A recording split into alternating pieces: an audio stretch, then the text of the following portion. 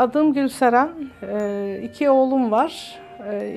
Oğlum birini evlendirdikten, birini de üniversiteye gönderdikten sonra evde bir boşluk hissettim. Yalnız kaldığımı hissettim. Bir gün balkonda otururken kız çocuklarının oynadığını gördüm mahallede. Dedim neden de benim bir kız çocuğum olmasın gibi bir düşünceyle yuvadan bir çocuk aileme katmaya karar verdim. Böylelikle yuvaya gittim, müracaatımı ettim. Niyetim evlat edinmekti fakat evlat edinemezsin dediler. Bir hayal kırıklığına uğramıştım. Kalkmak istemiştim oturduğum yerden. Otur otur, koruyucu aile yaparız seni dediler. Koruyucu aileliğin ne demek olduğunu ilk defa orada duymuştum.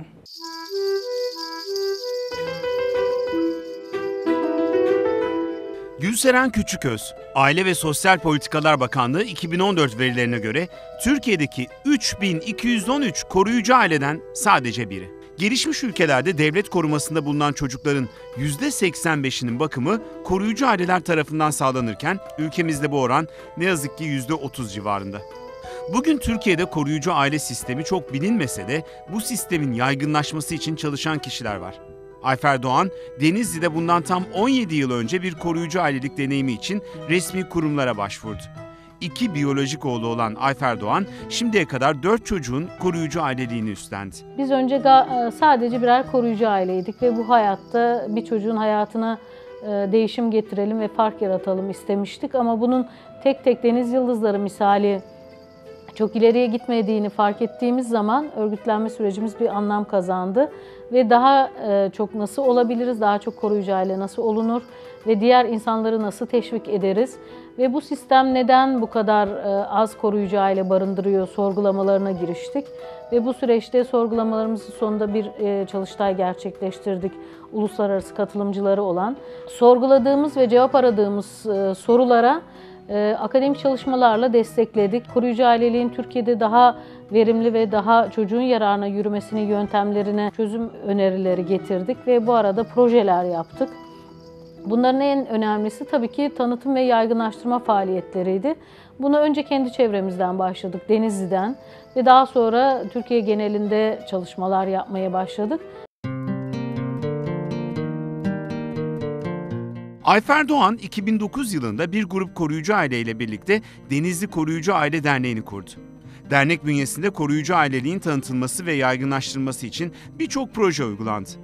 Bunlardan Bir Küçük Bir Gülcük ve Korkmuyorum Karanlıktan Eskisi gibi isimli projelerle on binlerce kişiye ulaşıldı. Dernek ayrıca ulusal bir koruyucu aile çalıştayı düzenleyerek koruyucu aile sisteminin sorunlarının ve çözüm önerilerinin tartışılmasını sağlandı. Ayfer Doğan liderliğindeki dernek, üyesi olan 78 koruyucu aileyle birlikte sisteme katkı sağlamak için çalışmalar yapıyor.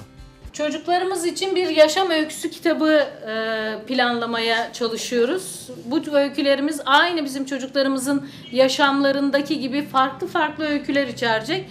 Derneğin bu anlamda tabii ki koruyucu ailelere çok desteği ve katkısı oldu. Yalnız olmadıklarını hissettiler. Ayrıca çocuklarımızın kendileri gibi koruyucu aile yanında büyüyen başka arkadaşları olduğunu fark ettiler. Çocuklarımıza da çok büyük katkısı oluyor derneğin. Ve sistem hakkında yanlış giden bir şeyler var. Yani bizim aklımıza yatmayan ya da bizim desteğini bulamadığımız eksik giden bir şeyler var.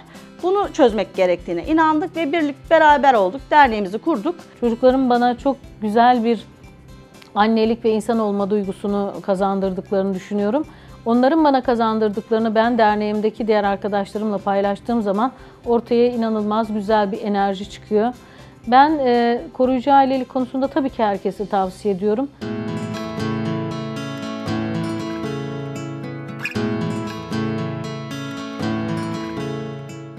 Ayfer Doğan, kendisi gibi Denizli'de yaşayan koruyucu aileleri bir çatı altında topladı. Onların kendilerini geliştirmeleri için eğitimler, seminerler düzenlenmesini sağladı. Ülke genelinde düzenlenen seminer ve konferanslarla koruyucu aileliğin ne anlama geldiğini herkese anlatılmasını sağladı.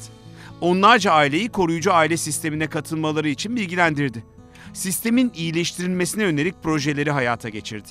Hem koruyucu ailelerin hem de koruyucu aile yanında kalan çocukların hayatında kocaman bir fark yarattı.